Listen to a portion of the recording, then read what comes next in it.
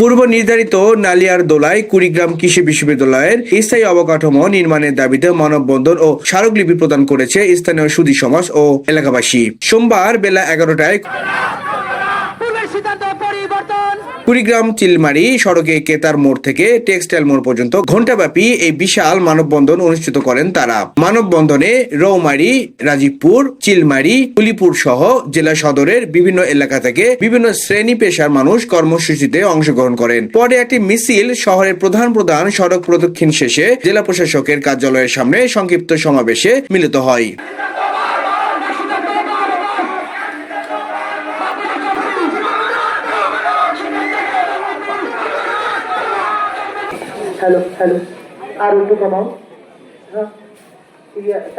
কেন নালিয়ারদোলায় ভালো জায়গা হবে না?